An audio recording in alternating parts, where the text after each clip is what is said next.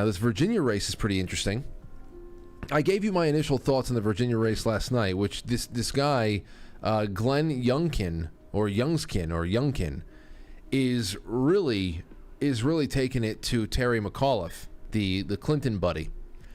And what we realized last night, or what it was started getting pushed around, is that Terry McAuliffe's crew, they went out and they hired Mark Elias of Perkins Coie, the bagman for Perkins Coie and the Clintons, running all the money to Fusion GPS that created the dossier.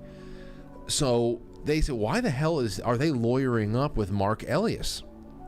Well, obviously the McAuliffes know Mark Elias and they're all good friends, but why are they lawyering up? And the prediction here from Greg Price is the following.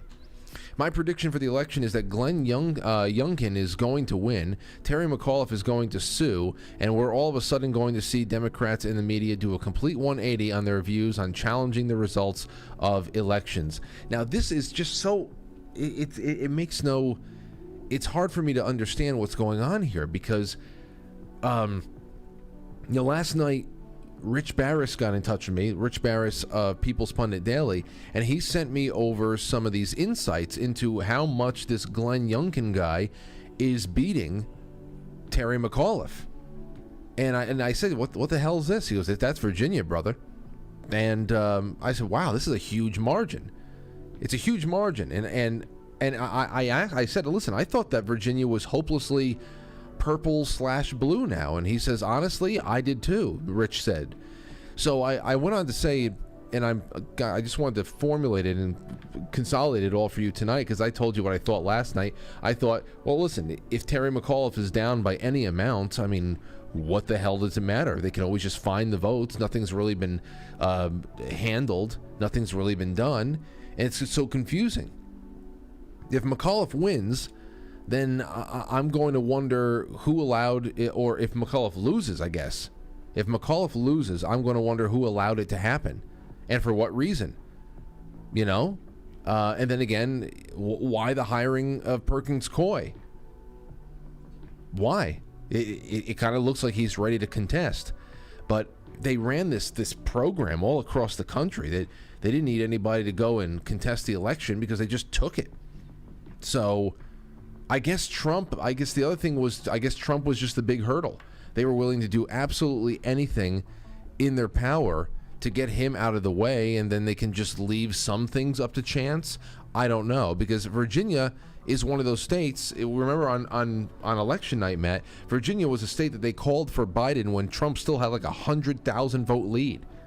Yeah, well, yeah, they had to count all the Biden votes. So I really don't understand. There's obviously one foot has been taken off of one gas pedal. It's been applied to another. So it's going to be interesting to watch what's going on in places like Virginia next week. I don't know. But I'll tell you another thing that's going on. All of a sudden, these people showed up outside of a Glenn Youngkin bus, a tour bus, and they all had... Did you see this? I see it now, and I can tell that's the tiki torches, because they're trying to call on the imagery of Charlottesville for everybody in the lead up to here. And what we found out now, this is from disclosed.tv. Just in, young Democrats accused of staging a hoax photo op to falsely tie Glenn Youngkin, Republican candidate for Virginia, to white nationalists. Here's an update. Executive Director Andrew Whitley, VA, and VA Democrats denies the accusations in the statement. The denial says that what happened in Charlottesville was one of the darkest moments in our state's recent memories, and it's an event not to be taken lightly. It's not us. And then the Lincoln Project, whose founders and members include Bill Kristol and that short little Keebler elf fuck with the bald head. What the hell's his name? I forget his name. I'm forgetting his name. Arnold Sanders? No. But anyway, the Lincoln Project, they have now claimed responsibility for the white supremacist tiki torch stunt outside of the campaign event. But it doesn't make any. This is another thing that doesn't make any sense to me, because some of the people outside of that tent or outside of the bus have been confirmed as members of Virginia Young Democrats. Here's one of them. This guy, his name is Camden Layton, public education enthusiast and VA Democrats finance director for VA Democrats. He turned his entire account private after they found out who he was. Then there's another one.